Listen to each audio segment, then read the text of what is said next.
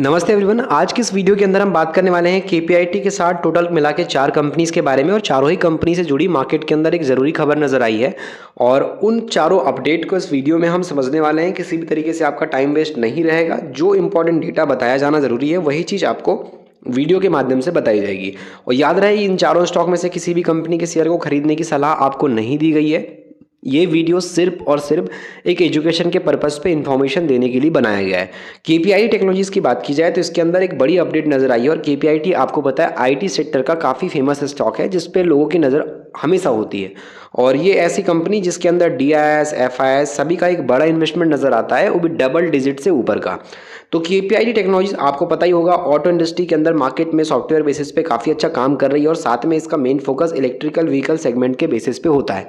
तो futuristic business पे company भी वर्क कर रही है और उस बेसिस पे कंपनी के अंदर जो अभी लेटेस्ट अपडेट निकल के आया है उससे एक फ्यूचर के बेस पे कंपनी में एक अच्छी ग्रोथ के जो सिग्नल है वो नजर आते हैं। तो अगर आप देखोगे तो केपीआई टेक्नोलॉजी जो है पार्टनरशिप करती नजर आई है ट्रेंटार के साथ में, जो कि जो कमर्शलाइज बात की जाए सोडियम आयन जो बैटरी टेक्नोलॉजी है उसके चलते रहेगा। और यहाँ पे मार्केट के अंदर आप समझोगे चीज़ों को तो कंपनी के अंदर आपको नजर आएगा केपीआई टेक्नोलॉजी जो है ऑटो सॉफ्टवेयर कंपनी के हिसाब से ऑलरेडी मार्केट में अच्छी अपनी ब्रांड वैल्यू बना चुकी है।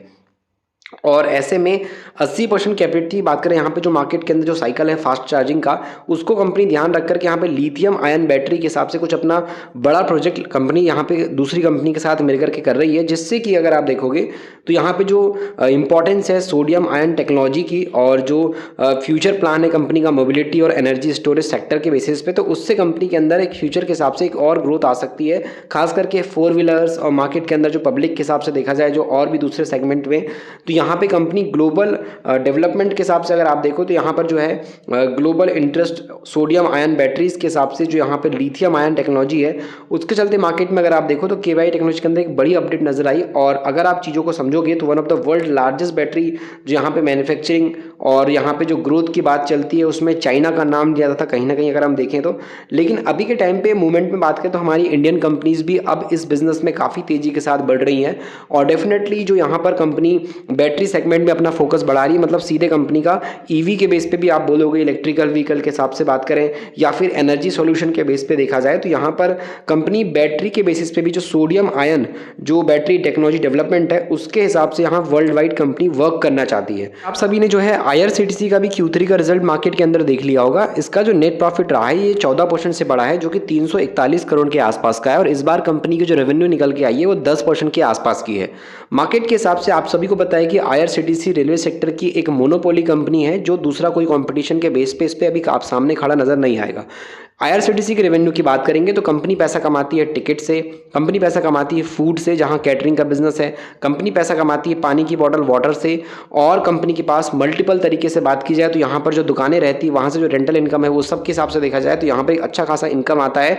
यहाँ पर बात करें मार्केट के अंदर ऑनलाइन टिकट से लेकर के फूड से लेकर के वाटर से लेकर के सभी जगह से एक बड़ा रेवेन्यू कंपनी के पास आता है और यहाँ से कंपनी का एक बड़ा ग्रोथ नजर आता है। यहाँ पे देखोगे आप कि अभी के टाइम पे खास करके अगर हम दिसंबर की मंथ कहें तो ट्रैवल लोगों ने जम करके किया और अभी भी लोग अच्छा खासा कर रहे हैं ट्रेन के अंदर सफर। अब कोविड के बाद काफी अच्छे तरीके से दोबारा स्टार्ट हो गया है।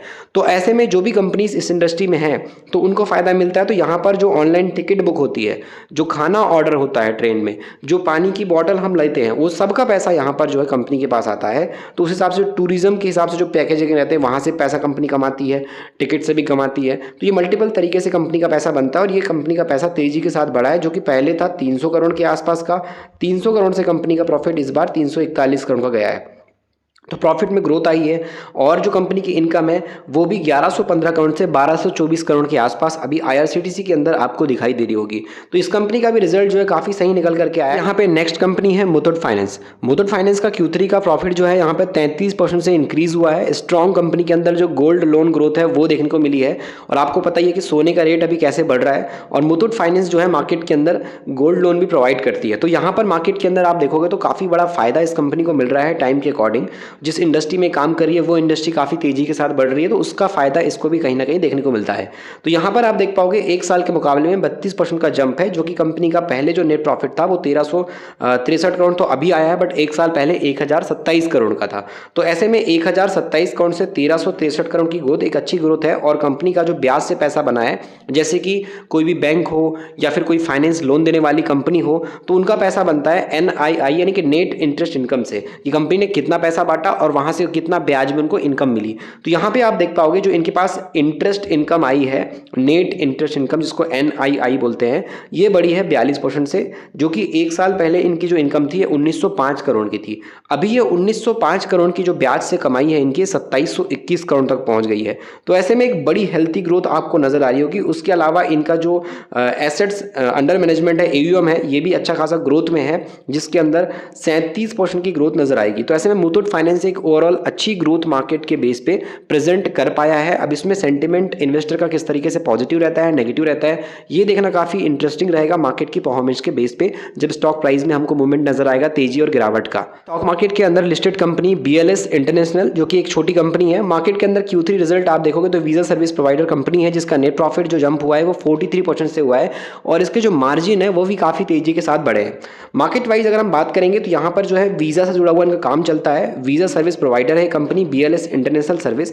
मार्केट के अंदर इसने जो अपना प्रॉफिट दिखाया, ये आप देख सकते हो 43% से इसका प्रॉफिट बढ़ा है, जो कि पिछले साल कंपनी का प्रॉफिट था 84 करोड़ का। इस बार कंपनी का 84 करोड़ से प्रॉफिट बढ़ करके 121 करोड़ के आसपास टच हो चुका है।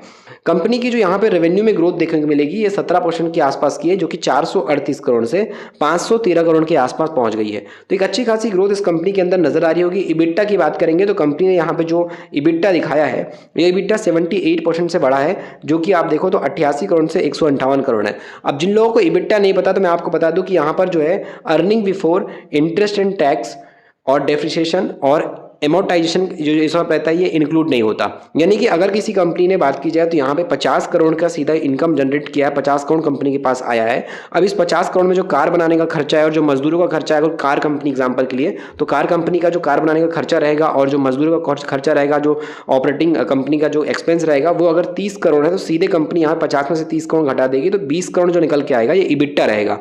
इस इबिट्टा में ना तो टैक्स जुड़ा रहता है और ना ही इस इबिट्टा के अंदर अगर आपने कहीं से लोन लिया हुआ है और लोन का ब्याज भी चुका रहे हो तो वो ब्याज वगैरह भी इसमें इंक्लूड नहीं रहेगा।